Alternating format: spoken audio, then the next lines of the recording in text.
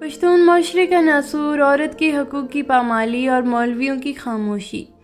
پشتون معاشرے کی قدامت پسند روایات اور فرسودہ رسم و رواج نہ صرف انسانی حقوق کی پامالی کرتے ہیں بلکہ اسلام کی روشن اصولوں کی بھی صریح خلاف ورزی ہیں۔ یہ رسم انسانیت کی توہین اور عورتوں کے ساتھ غیر انسانی سلوک کی عکاسی کرتی ہیں۔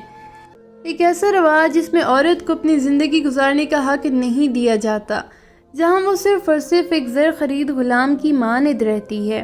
یہ کہانی ایک ایسی عورت کی ہے جو معاشرے کی بے حسی، ظلم اور جبر کا شکار ہوتی ہے اور جسے اس کے بنیادی حقوق سے محروم رکھا جاتا ہے۔ پشتون معاشرے میں ایک ایسی رسم ہے جس کا سن کر انسانیت شرم سے پانی پانی ہو جاتی ہے۔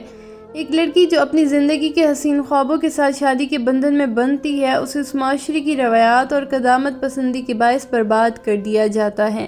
اس کا جرم صرف یہ ہے کہ وہ ایک عورت ہے اور اسے معاشرہ اس کی عورت ہونے کی سزا دیتا ہے۔ یہ کہانی ایک ایسی معصوم لڑکی کی ہے جس کی شادی خاندان کے اندر کر دی جاتی ہے۔ شادی کے بعد وہ اپنے سسرال میں وہ عزت اور محبت حاصل نہیں کر پاتی جو اس کا حق ہے۔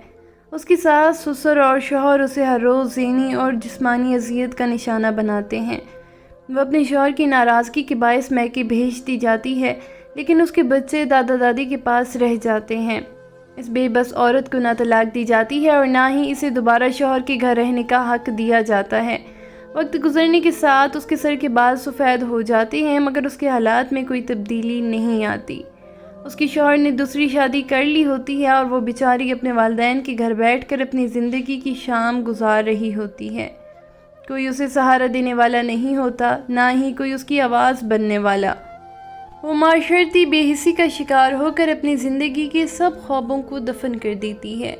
اس رسم کے خلاف آواز اٹھانے والا کوئی نہیں۔ ممبر پر بیٹھا ہوا مولوی جس کا فرض ہے کہ وہ معاشرتی اصلاح کرے، وہ بھی خاموش تماشائی بن جاتا ہے۔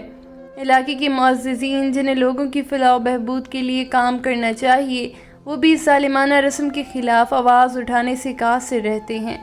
حکومت جس کا فرض ہے کہ وہ اپنے شہریوں کے حقوق کی حفاظت کرے، وہ بھی اس معاملے میں بے بس نظر آتی ہے۔ اسلام میں عورتوں کے حقوق کو بہت زیادہ اہمیت دی گئی ہے۔ نبی کریم صلی اللہ علیہ وآلہ وسلم نے فرمایا، تم میں سے سب سے بہترین وہ ہے جو اپنی بیوی کے ساتھ اچھا سلوک کرے۔ ترمذی۔ مگر افسوس ہمارے معاشرے میں ان روشن اصولوں کو پس پشت ڈال دیا جاتا ہے۔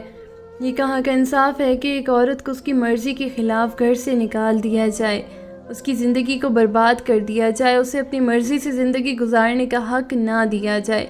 کیا عورت کوئی زر خرید جانور ہے جس کی کوئی مرضی، کوئی خواہش نہیں؟ کیا اسلام نے عورت کو آزاد ہونے کا حق نہیں دیا؟ کیا شریعت میں عورت کی مرضی کے بغیر اسے کسی بھی ظلم کا شکار بنانا جائز ہے؟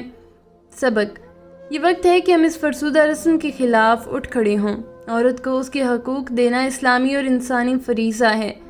اگر ہم نے اب بھی خاموشی اختیار کی تو یہ ظلم اور جبر ہماری آنے والی نسلوں کو بھی تباہ و برباد کر دے گا۔ ہمیں مولوی، جرگہ ممبران اور حکومت کو اس ظلم کا ذمہ دار ٹھہرانا ہوگا اور اس رسم کے خاتمے کے لیے عملی قدم اٹھانا ہوگا۔